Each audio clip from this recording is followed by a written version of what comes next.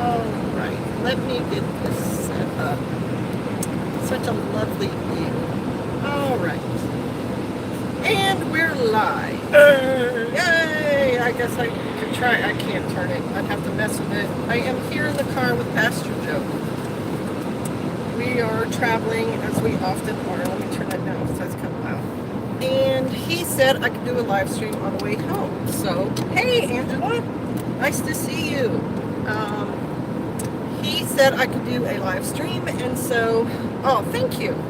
Angela said be safe. And so I thought about it, and I thought, all right, I will, because it'll make the time go faster for us while we're here. And I was searching around for something to talk about, and I'm willing to talk. Hey, Chasing Live, good afternoon. How are you? Great to see us. A good surprise. Good, I'm glad it's a good surprise. I did get a few comments on the last live stream saying that they got no notice from YouTube, and so I thought, all right, I'll try to do another one. But this is not the over 50 one. This is just another spontaneous one. And so I looked through some news. Sir Lefebvre. I know I'm not pronouncing your name correctly, so I apologize for that. Do you mind telling me where you're from? And Angela said you got a notification. Good, because people like Teresa Jukowitz did not, she said, and like Grandma Ginger's farm did not get a notice, so hopefully they will. So some of the things I saw in the current events I thought I could talk about, but I thought maybe I'd rather do Livingstone and Stanley, because to me they are fascinating historical characters. But as always, if you have a topic you want to talk about, put it in a comment. You may have to say it more than once, because I also noticed on my last live stream. Mona, you got notified. Awesome. I noticed on my last live stream there were a few questions that I thought were important, and I didn't get to read them in the comments. So you may have to repeat yourself a couple of times. And then I see a hello there. I want to see you. That is Bobo. Oh my gosh! We know who you are now. Hello. How are you? And Brad said he got a notice too. Yeah, we know who you are now, Bobo. Welcome. So I'll just start into Livingstone and Stanley, and then if you guys have any other topic you want to talk about, go ahead and do it. But I'm talking about David Livingstone, who was an 18th century Scottish explorer and missionary. Oh, hey, and there's an NWA prepper. Shalom, Travis. Good to see you. Livingstone became famous. He started out at 10 years old working in the mills, and then he was taking education after work. And then when he was a young man, he decided to study theology and medicine. So he became a theology doctor. and what? Medicine. Oh. He became a doctor, and he was also a church member, and he got inspired to become a missionary, and he was sent to Africa, to the Kalahari Desert, in around probably 1830s, something like that. Oh, there's another shalom there. Wait, Ulfhednar tribesman. Oh, we know who it is. Yeah, he knows who you are. Okay, shalom. You do too. Anyway, David Livingstone is sent to the Kalahari, and he has a couple of ideas about what he's going to do there, because it's, like I said, around the 1830s. The greater interior of the whole African continent was unknown. The Dark Continent? The Dark Continent, it was called, and there were, border countries and cities and stuff that were known because, of course, there was trade and naval activity and shipping and so on, but people were afraid to go up into the interior of Africa for several reasons. One would be the language, because it had, so many. Shalom, Mr. Mikey. Hey, Mick Mikey. Shalom. Prepakin Progress. Hey, shalom. Hey, Steve, how are you? Anyway, they were afraid to go up into the interior of Africa for more than one reason. One would have been the language barrier. Another would have been medical progress was not progressed enough to be able to deal with all the diseases and the germs you would run into while you were in Africa. Things like malaria and tsetse fly fever and, brain worms and just all kinds of elephantitis, where your foot just, spreads out like an elephant's foot. There would have been very, very little that medicine at that time would have been able to help me with any of that. And so people from Africa probably had some natural resistance, but if you came from any other place like Spain or Portugal or England or Norway and you hit the shores of Africa, you were going to catch some of that stuff. And so it kept people from going there. Well, David Livingstone wanted to spread Jesus. He wanted to bring Jesus to, the African natives. He also wanted to learn the languages, and he was also searching to do some mapping. He wasn't like a, what do you call it? What's a map person? Ethnographer? No. Cartographer.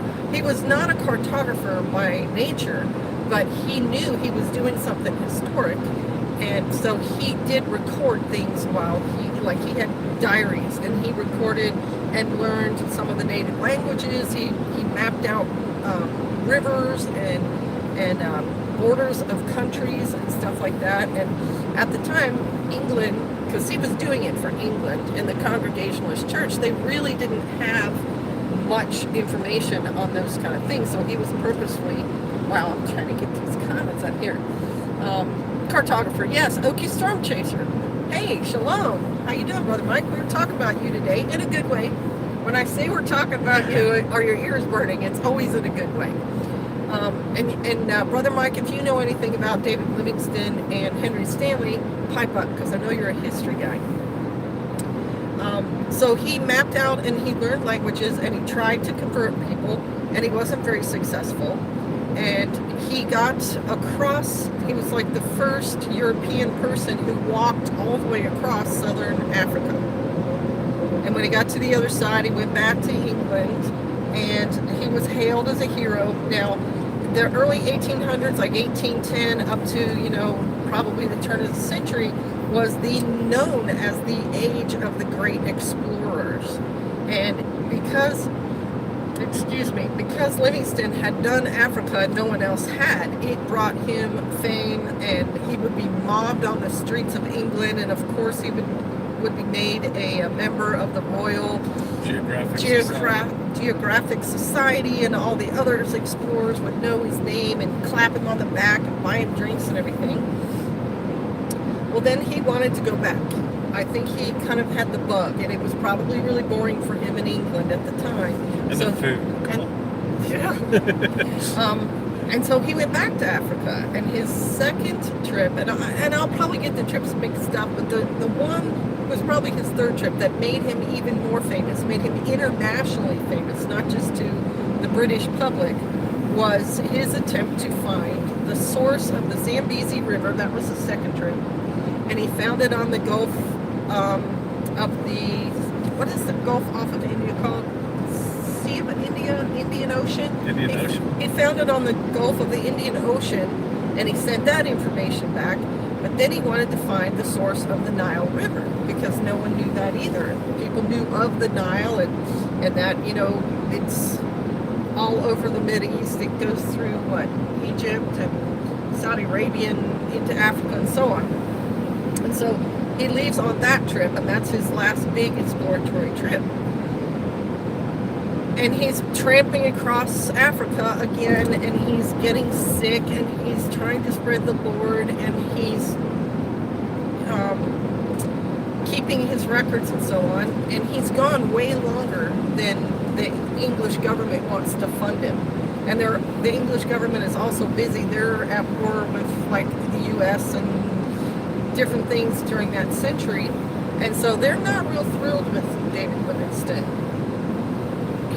He said he thought he'd be gone 2 years doing this Nile search, and it's 4 years in, and he still hasn't found it. Nobody's heard from him because he is in such remote places, and he was suffering from many of the diseases that were found in Africa.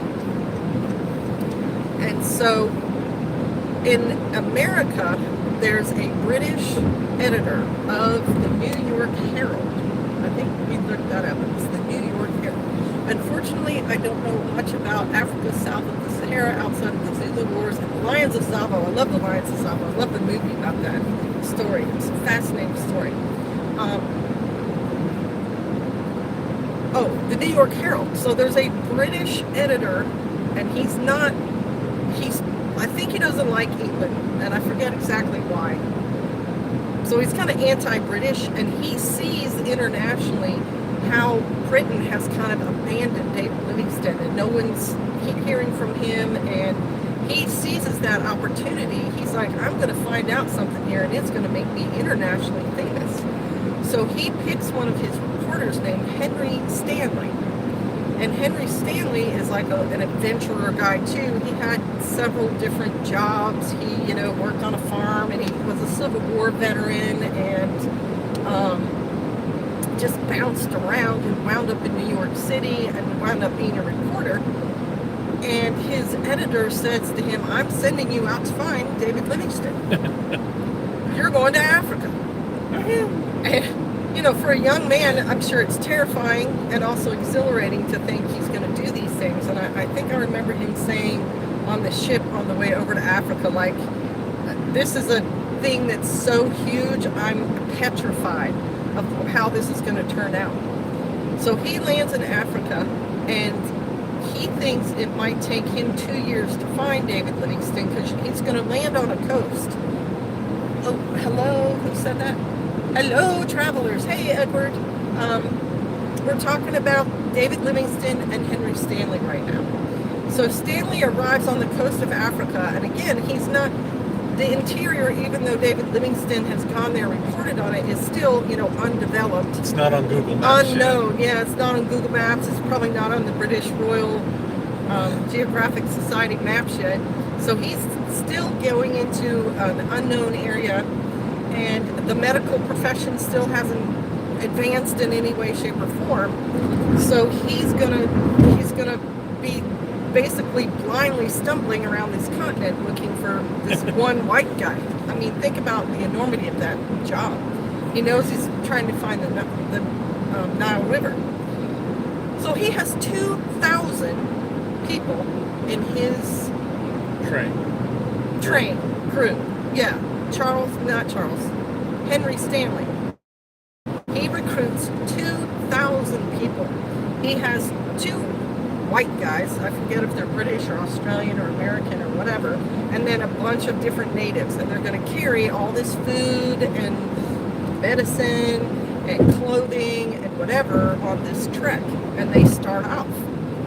And of course, they're going to ask, have you seen this guy, David Livingstone, la la la la la.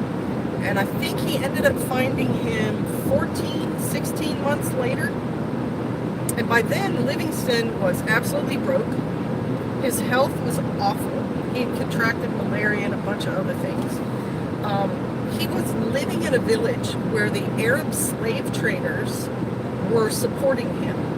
So he virtually had nothing. And it was somewhere near Lake Tanganyika.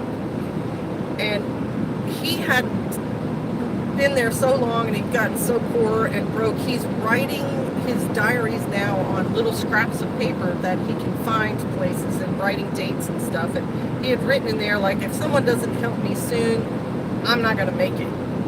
And again, the British government had not supported him, had not been interested in supporting him in a while. So he's virtually just lost in Africa.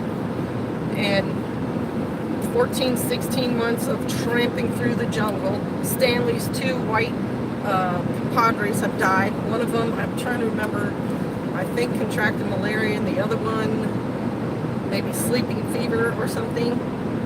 And many of his natives had also either just abandoned him or been killed. And so he comes tromping out of the jungle, and he's following David Livingstone's trail, so he knows he's getting closer, and he sees that he's coming into a bigger village, and it's got a decent population, so they run up the American flag. And Livingstone is just sitting there, no energy, nothing, looks, sees the American flag, and is suddenly like, wow, man, maybe it's actually going to happen. Maybe someone's going to help me. And that's when, the natives point to him, to Livingstone, and Stanley walks up to him and says, Dr. Livingstone, I presume, which became a big saying all around the world. And they helped Livingstone. Oh, PJ, we are in D.C. right now visiting grandkids, 100 degrees. Do you remember those times? Sure do. That's what makes it okay for me to live here. I've already been in them, and so it's not as big a deal when it's 100 degrees. It's humid there, too. Humid. It's humid, D.C. Oh, yes, it is. D.C.'s in a swamp. Anyway, Livingstone is rescued by Stanley because even though he's lost a lot of his men, Stanley still has some food and some clothes, and they all march up to the head of the Nile, and then they get on a boat and they go back to civilization. And now Stanley is super famous, and the New York Herald is super famous, internationally famous, and they get all this public sentiment because the public loved David Livingstone and hadn't heard from him in such a long time. It's a triumphant kind of situation there, and it made everyone famous. So, is that the same paper that woman worked for? The New York Herald? I'm not sure. Remember that story? That's a good story too. Yes. It's again, just like when Stanley went looking for Livingstone, journalism at the time was like stretching its wings, or whatever you want to call it. You're having reporters do very daring and widespread things. And in America, there was a young girl, and I'm trying to remember. She wrote an editorial to the newspaper. Her name was Nellie Bly. That was her writing. Nom de plume. I forget what her regular name was, but I think she was Scottish too. They should make a movie about this woman. They did. I watched it. It was a little. Anyway, Nellie Bly. There's no real female journalists at the time, and she writes an editorial to the paper saying about how women don't have any rights and their lives are boring, and she thinks that's not fair. And the editor likes the editorial, and so he contacts her and says, I like your writing. Are you interested in doing any stories for us? And she did. And I forget, her editor or the owner of the paper was a famous guy too. Now I'm trying to remember. Hearst? It might have been Pulitzer, actually. Might have been that Swiss. Maybe Pulitzer you should wait and tell guy. the story after you refresh yourself, because it's a great story. People can look up details on their own. Nellie Bly, her editor, I think it was Pulitzer, owned the paper, was the owner, and then the editor, those two men decided they wanted a story. They wanted her to cover this story about the insane asylums in the New York City area. And so they decide they're going to get their woman inside. Well, and she decides it too, that they are going to get her into that system and then write an article about it. So it's like reality journalism, way back in the 1800s. And so she comes up with the idea that she's going to not let anybody know she's a journalist, and she's going to act like a crazy person. She's going to go, what she did was she went to a woman's boarding house. Elizabeth Cochran, Okie Storm Chaser says, that's probably right. You are stimulating question for personal research. That's the teacher in you coming out. Yes, I do. I mean, I'm giving you wide general details in the hopes that you will go look at the story yourself so you can fit in the little details that I forget or I don't remember correctly.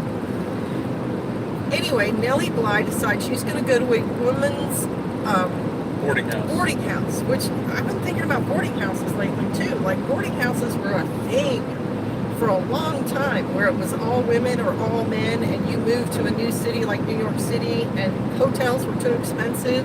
But if you went, it would be almost like a bed and breakfast now. You stay at a boarding house, you're one of many people. The person who's running it cooks your meals for you, so you can go do work, come home, eat the food that they cook for you, and then go to your room. So, she goes to a woman's boarding house, and she doesn't tell anybody anything about herself, and she introduces herself under a nom de plume And then she starts acting a little kooky. Kooky enough and engaging enough that the people at the house like her, but they start getting concerned about hair. Wrote a paper involving her in college. Memory is super fuzzy from those times, though. She did not let... Okay. All right. That's right, Wheatree. I'm terrible about letting you know. So the boarding house people, there's one lady in particular who's really kind and is like talking to her and gives her a little bit of money and offers to let her wear her clothes, and she's really trying to be a friend to her, but her behavior gets erratic enough that the lady who owns it calls the police. And the police come to the boarding house and arrest her and take her into the court system in New York. And the way she acts in there convinces the judge that she's insane. And so she gets sentenced to a women's mental institution. And I think it was like on an island possibly. It was not right down in the city. It wasn't Bellevue. It was somewhere, a woman's place. So she's only there 10 days, which I found very interesting. In the movie that I watched, I'm surprised she lasted even the 10 days. But what she found in that place was, and I don't know if the movie's 100% correct, but she wrote the article, and I think she may have written a book about it. It was filthy. It was cold. They were fed very little. They were abused by the nurses. The doctor raped people, and if a woman put up too much fuss, the doctors okayed giving her morphine, and they would overdose that woman, and she would die. And one of the people she came in at the same time as was a woman whose husband didn't like her as a wife and took their son away and had her put into the asylum because he wanted to get rid of her. Many times won't say anything, just be honest, want to make sure everything's good. And so the tale is harrowing. It is terrifying. It's filthy. There's people there who are sick then and are getting no care at all. And if her story's right, like 2 or 3 of the women she went in there with died while she was there in those 10 days. And her number was going to be up because she was trying to get information, but she also was kind of smart, and she was kind of working against their system a little, and they picked her out, and they were going to give her the treatment, shock treatment, and they were going to start putting her on the morphine because they were trying to give it to her, and she would hide it. And so right around the 10th day, her newspaper sent a guy, another journalist, who acted like a lawyer, and he told the insane asylum, you have to let this woman go. And they did, and then she wrote her story, and it caused a huge back cry and investigation. That insane asylum was shut down, and a rehaul of the psychiatric system up in the New York City area and everything. So, yeah, that was Nellie Bly. Wow. She was very young, too. Right, she was only 20. And you didn't do the going south Well, part. wait a minute, right? Yeah, she was only in her 20s, right, when she did that. Yeah. So she was around 19 when she did that. 19. She was really young. And she did go down into Mexico, but I think that was after. Her next story is the one that she got really famous for. Because after she did that insane one, the editor's like, oh, yeah, we love her, and she's game to do anything. And they sent her around the world. Like around the world in 80 days. She did the around the world in 80 days trip, like was in the book, and traveled alone, traveled by boat and air balloon and train and things like that. And at the same time, another paper in New York City got wind of the fact that she was doing it, and so they got one of their female reporters to do the same thing. And that female reporter went in the opposite direction around the world. So they weren't like tailed and following each other. You had one going one way and one going the other. And I think Nellie Bly wound up meeting that girl like by two days or something. And it had something to do with the international date line too. So that's what she's truly famous for, is that. Okay, Wheatree Bonsai. Sister Kate Shuffler Mountain. Spell her name, please. How do you spell her name? NellieBly. That was her the name she wrote and did her You got two more journalism stories, stuff. though. You got Mexico and then who she married and what she invented. We found out about her because of the 55-gallon drum. Well, that's true. So Nellie Bly, after the round the world trip, she goes to Mexico.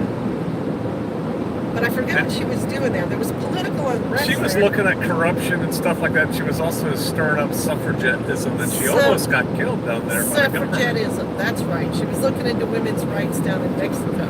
And by herself, she learned some of the language, and reported back on the corruption and so on. And the government was going to kill her. And the government was going to just in kill time. her. Yeah, and she got out just in time. That's right. And then after that, she's now not even 30, I don't think. No, she's in her 20s when she married that guy. She met a guy who was a steel magnate who was like 78 or something. Yep. And married him. And because of him, and she had ideas too. I mean, they obviously, as a married couple, they talked. She is one of the creators of the 55-gallon drum. She's one of the people who's on the patent for that, and it made her a small fortune.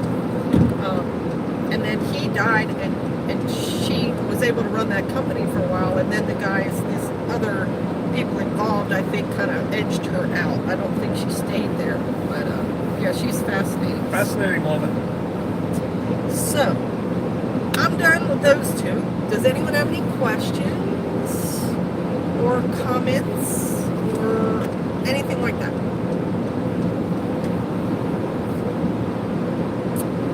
No, yes, maybe.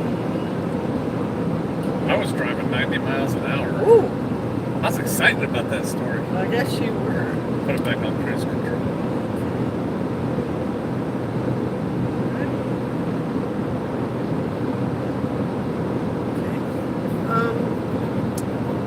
If you don't have any questions or comments about anything else, then we can look at love these stories. I was watching the news. This is much better. Now I'm in the driveway with the pub listening and watching the storms roll in. Where are you that the storms are rolling in, Mikey? What are the things we saw on Drudge Report today? I don't remember. Something about the election. Bunch of nonsense. It's true. Something about, okay. PJ Fox, arrive alive, please. Oh, don't worry. But thank you. I'm highly skilled and trained. Yes, I know what I was thinking about was in the news was the Stonewall, what is it called? Stonewall protests or something? Didn't even read about that.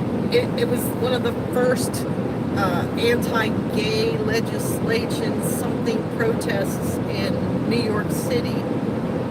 And now it's like the 75th anniversary or the 50th year anniversary or something. And the headline on Drudge today said, the transgender men are fighting with your transgender women are fighting with the gay men about something about The dudes who dress like chicks are fighting with the other gay dudes. Right, about something about this Stonewall reenactment anniversary, and I thought, oh my gosh, can nobody see how ridiculous that is? It's just crazy. And then you know that the political left is going to try to pull those kind of issues in. 50th anniversary, oh goodness, Mikey. Love the history lessons, very interesting. Thank you, Huckner. You know that the political left is going to pull those issues in for the election because there are certain people, their runoffs and stuff right now.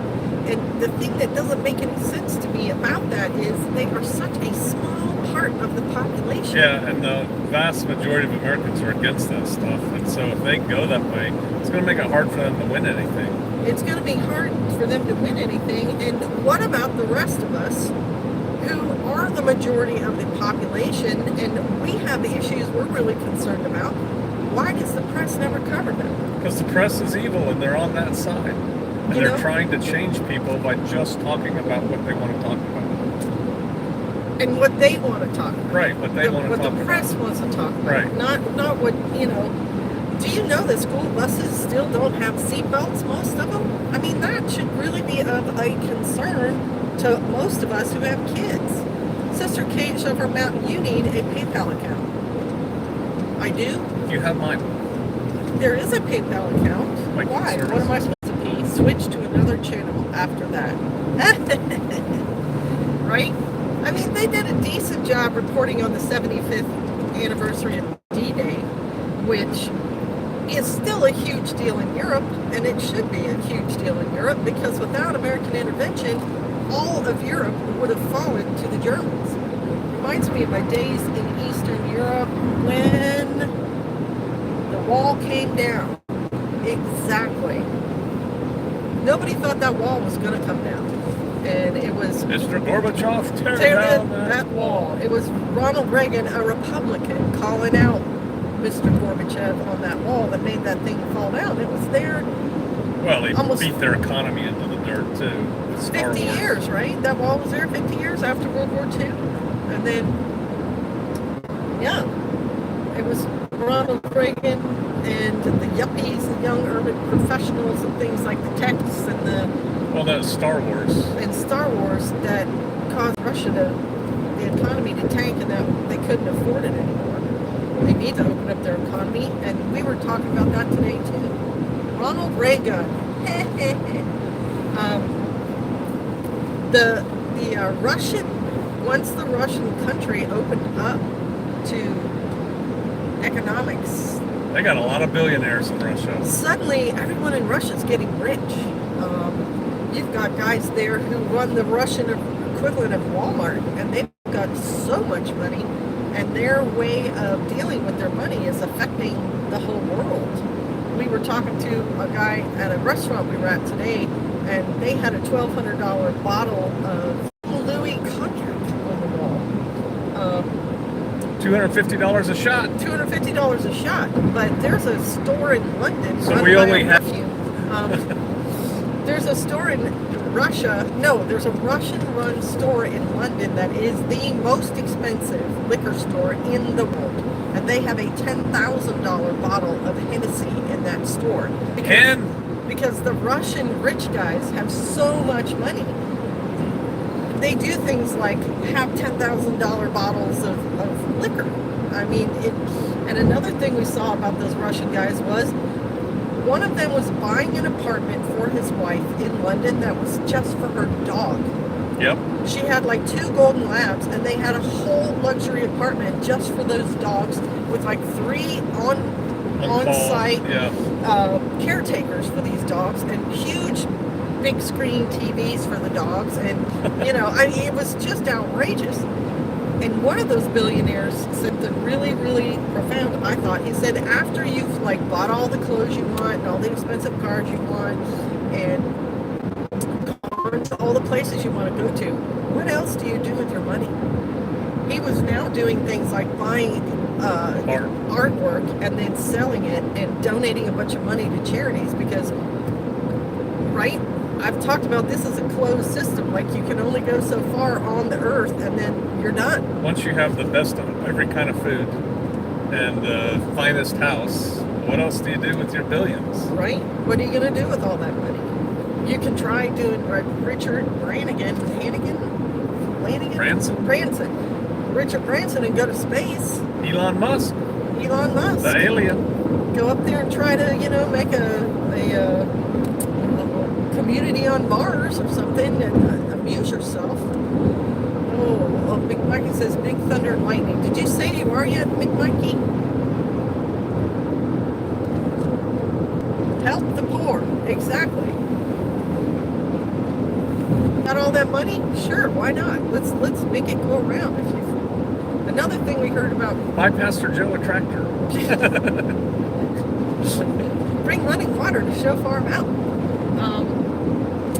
Another thing that we heard on that Billionaire Russian show was that you're not considered a rich person until you have $5 million homes at least. And you cannot simultaneously live in all your $1 million homes if you have 5 or more. So you're going to have a whole staff of caretakers in the other places just to keep those places up and running. Plus your primary, which is wherever, New York City or Paris or the Bahamas or wherever. Moscow. Oh, he's north of Branson. Okay. I'm hoping it's raining on Shofar right now. I'd like to have water for my ducks. And then we saw another video. And what does it profit a man if he, right? What does inherits the world but loses his soul? That's right. Inherits the world, loses his soul. Doesn't profit him a thing. There's also a video by a scammer who was an ex-con here in the United States, who was supposedly building those luxury bunkers for the ultra-rich. And the word was that it was Americans from California, from the Silicon Valley, people like Bill Gates probably, and folks like that, who were building these end-of-the-world bunkers in New Zealand. So this documentary journalist does a story on that and goes over to New Zealand. No, yeah, because he said he built like 15 or 30 or something like that.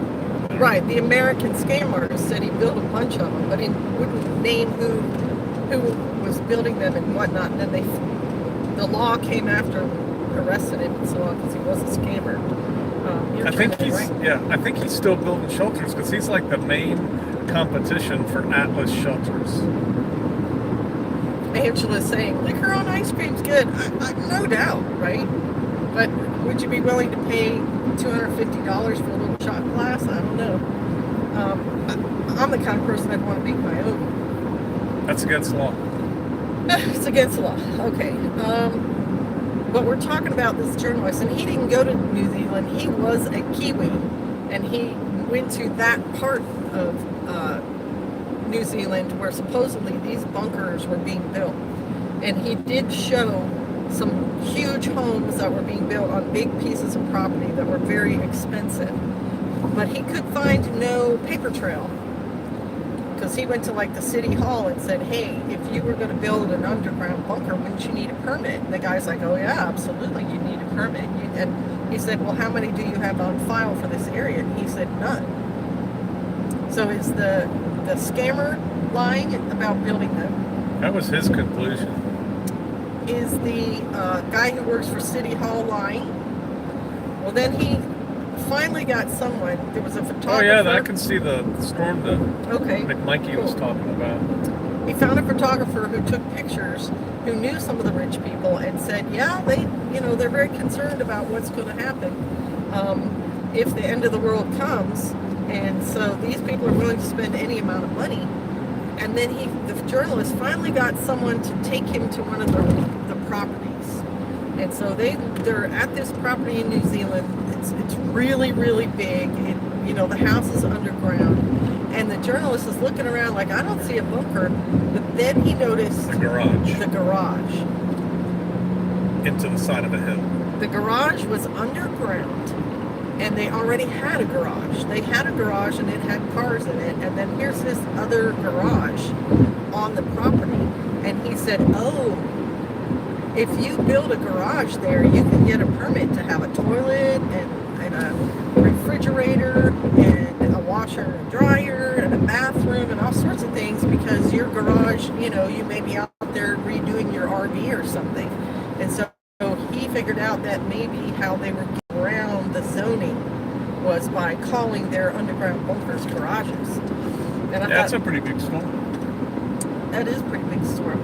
I thought that was kind of interesting, but the really interesting thing to me was that property did not look like it was being caretaken.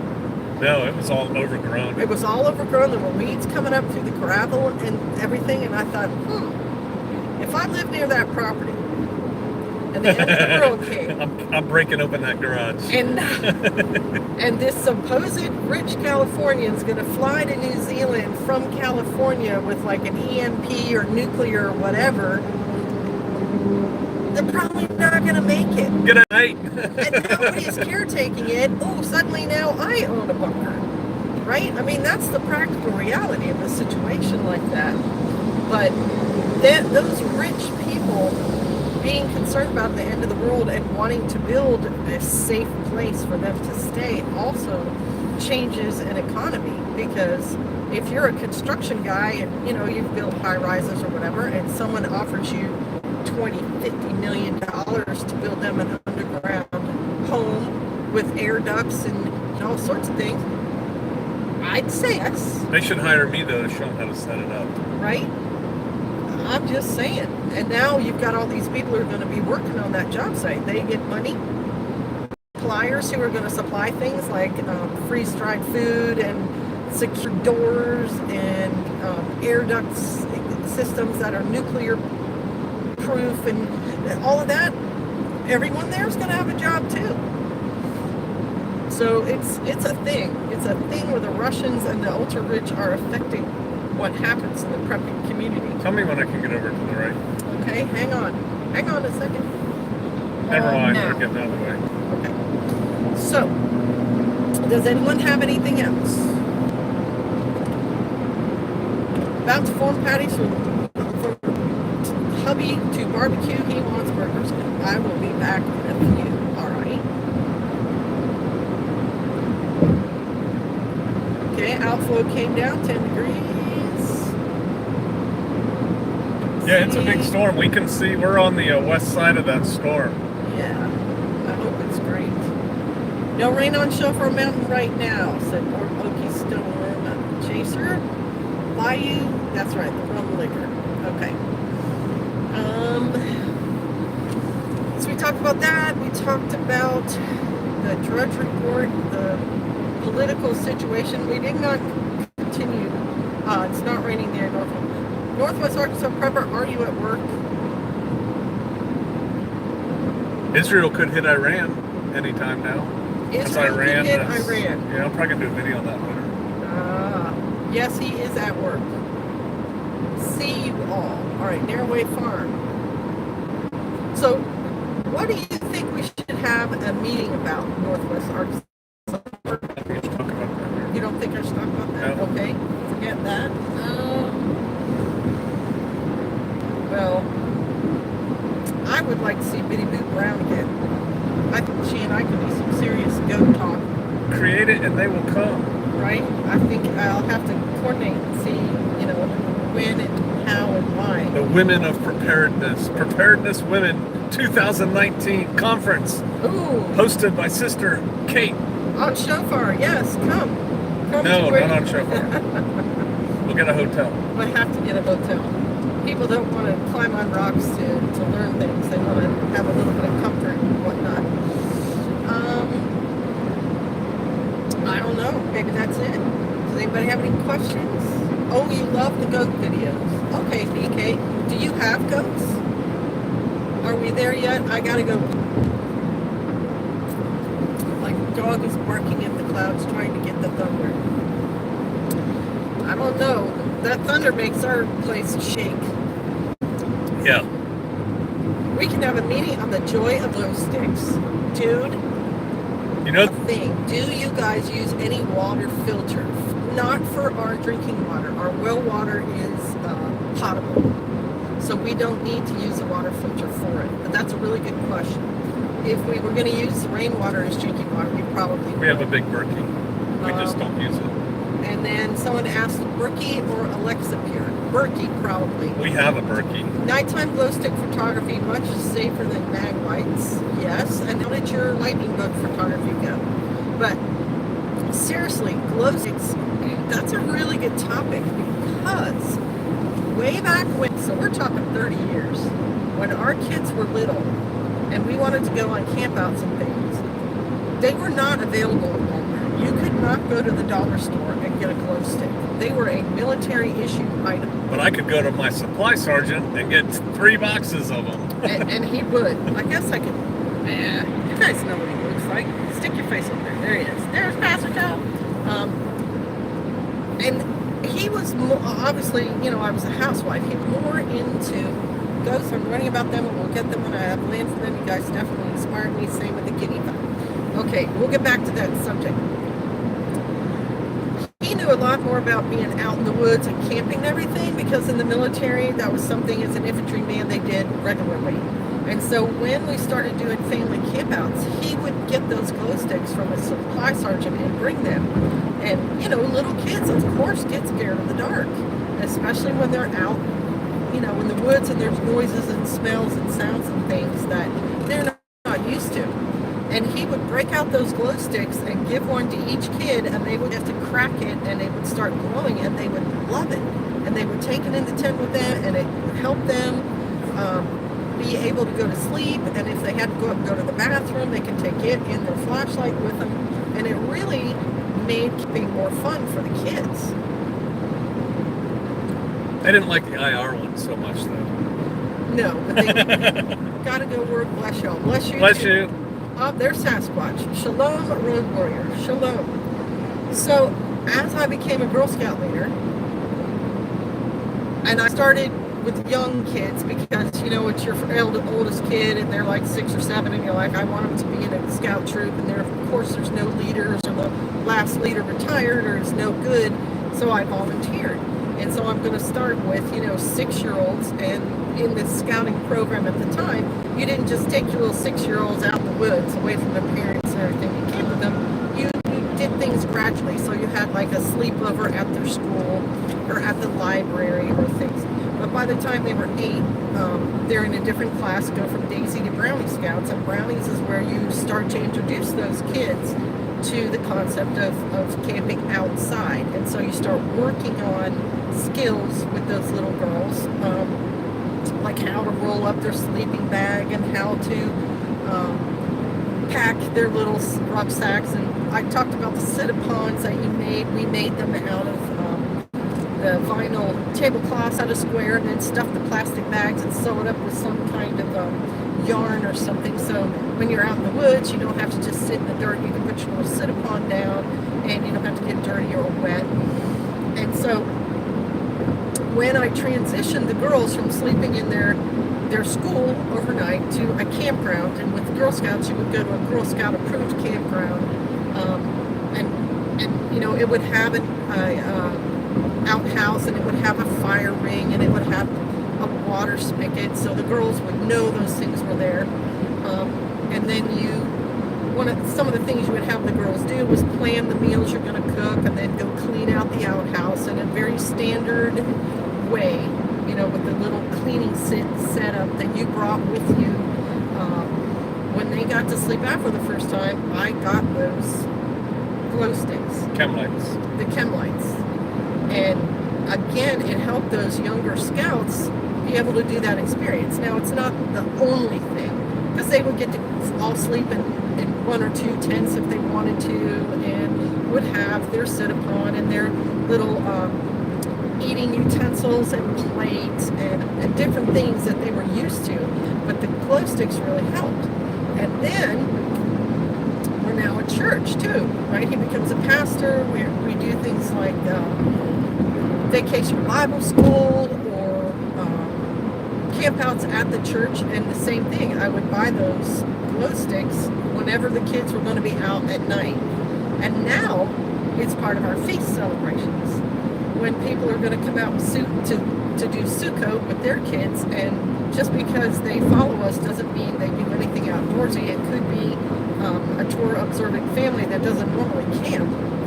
When they come to Sukkot at Shofar, I get those glow sticks. And the really cool thing is now you can buy them at Dollar General, and they have them in all sorts of shapes and colors. They have things that look like a ball with 6 little arms, and they're all different colors, and they all glow, and they have things that are like a little axe and a little star and a little butterfly and long sticks and short sticks, and they're all $1 or $1 for a pack, and there's 8 of them in there.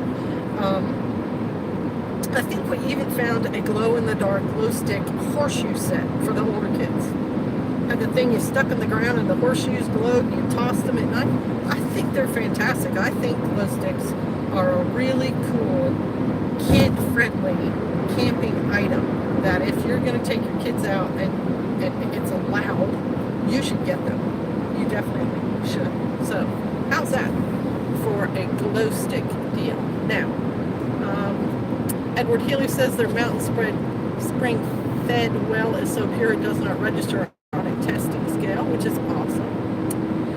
Every time I see your name, the crazy guy every makes fun from the Bigfoot show. All right. Is that bottle or something in frustrating this thing right here? Is that the last one? I think so. Okay. Let's go back to BK and her goats and her guineas.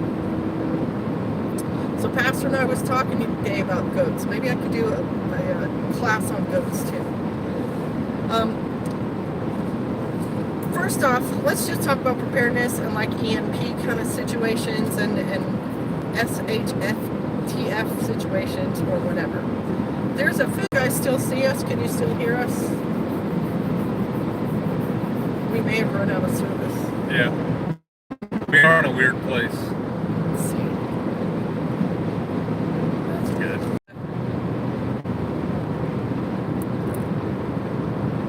Okay, so we're back now. Okay, if you lose us again, that'll be the end of the chat. But I was talking about cattle and how if bad things happen, there's still going to be herds of cattle around, and most cattle are in fields that have a water source. Most of them have like a pond or some sort of gravity fed thing or a windmill fed thing, because people don't want to take water to cattle every day. That's a lot of water, and it's very inconvenient. So it's very inconvenient.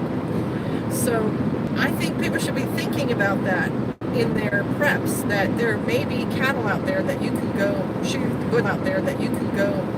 butcher, whatever.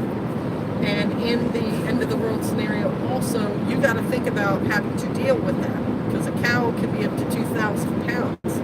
How are you going to butcher it? How are you going to keep that meat from going bad?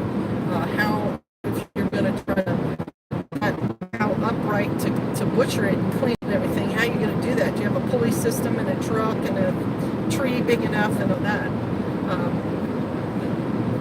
What was the other thing? Why did I get on that subject? I was talking about something. Oh, the cow. That's right, the goats and the guineas. So the other thing about cattle is they're really big. And so trying to deal with them can be physically very difficult. If they step on your foot, they're going to break your toes. If they charge through a fence, they can knock that fence down. Ergo, your foot, he's not going to break your toes. And the thing about a goat is that they can be at least, their shelter does not have to be an entire barn. Now, lots of people use a barn, but I've seen people keep their goats in a dog, what do you call it? Kennel. Dog kennel, dog house. Because the goats do like to kind of bundle up and sleep all in a dog pile anyway. And so it's not necessary that you have a lot of facilities for a goat. Other good thing about goats is there are meat goats and milk goats, so you don't have to have one or the other. You can have both, and you can have a goat who does both, because we've done that. Another thing about goats is, and cattle maybe too, but not so much, the goat can go anywhere you can go. If you're going to have to climb a mountain, the goat can go there, and the goat can eat anything. The goat can eat, it doesn't have to be alfalfa grass. It can be any kind of weed or tree that it can get up on. So that's why, BK, I highly recommend the goats. I really do. And there's lots of different kinds, and so find the kind that's going to be good for you. Now, the guineas is a whole nother matter. The guineas are originally from Africa. They are some of those birds that are out on the plains running around and following rhinoceroses and everything else. And they came to Europe and then eventually to America. The good thing about the guineas is they're really loud. They're excellent alarm birds. And they eat bugs. The trouble with guineas is that they're really loud. You're welcome, BK. And so, like, Pastor was trying to shoot a video yesterday, and the guineas, they don't like anything brand new, and they get over there and they start yelling about it. And he was on the back porch with his tripod, and they saw that tripod, I think, and they were just going off. And he started yelling to me, "Can you get them out of here?" And it ruined his video. He had to reshoot the video because they were so loud. And the other problem I'm running into with them, is the females, when they want to nest in the summer, go off in the woods somewhere and are very quiet. And unless you've been paying attention, you're not even going to know where she is. And so often they become prey. It's not, I don't know if it's the bird herself, but I think it might be her ripening eggs, because snakes and other predators can smell those, and they go there, and she won't get off that nest, and they kill her and eat all the eggs. The miniature fainting goats are a hoot. Ran across somebody that had a bunch of them while storm chasing once. Yeah, they're cute, but I have no idea if the fainting goats are good for anything work against else. a pack of coyotes. Right, and if you get a pack of coyotes come through, it'll fall over, and they may all be gone in one fell swoop. So with the guineas, my problem is I'll get females, they'll nest. This time I had a whole fence around that. Fly, and they do. And they want to nest in the trees if you don't have them already trained to go in a coop. And once they're in the trees, the owls eat them at night while they're sleeping. And the other problem is with those females, I had a fence around the last female who was nesting, and I put a bell on that fence so it would make noise. And then I went to Florida, and while he was up at the top part of the property, something killed that female. It was probably his dog, because she's a horrible, foul, killing dog. But it was still, a very slim chance that she was going to make it. I've only ever had one female live and bring the chicks back. So my plan now for those birds is to not let them out during the summer at all, which sounds kind of cruel, keeping them in some sort of enclosure. The only reason we have them is to eat ticks and chiggers. We'll have to discuss that. Well, the females are going to have to stay in. The males can go out. Biddy Boo Homestead Decor and or hey, sister, good to see you. Yeah, so I think guineas are good homesteading birds. They're excellent alarms. They're great at eating bugs, and they taste like pheasant. Yep. Pheasant tastes really good. Mm-hmm. And the LL Bean Game Cookbook has very good recipes for cooking those birds. That's why in Europe it's one of those things. Like when you have guests, you cook a guinea fowl. Guinea under glass. Right? Because they're really tasty. So I highly recommend them. But you got to be prepared for them being really loud. You have to be prepared for them to fly up in the trees at night. So you have to train them when they're young. And you also have to train them when they're young to be able for you to have your hands on them. Because if you don't, they will naturally get wilder and wilder. Okay, so was there anything else anybody wanted to talk about while we're here? Oh, Teresa, you're driving? I'm riding. Pastor Joe's driving. How are you doing?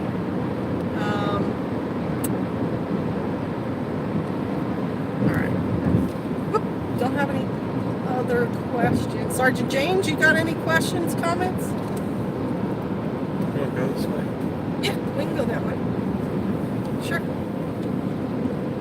No? They make good dumplings too. Oh, I did not know that, Biddy Boo. I did not make dumplings with mine.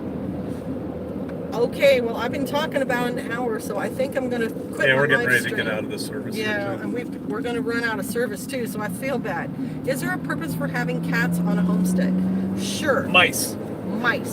Cats would be really good for keeping your mice and rats, pests like that out of there. So we don't have it because we're kind of allergic to them, but if you can have cats, I think they'd be okay.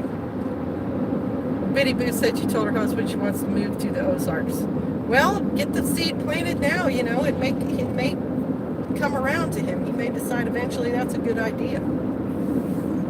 All right, you guys, I'm going to say bye now because we're going to run out of service. Bless y'all. Thanks for coming to the live stream, and there will be more. See you later. Shalom.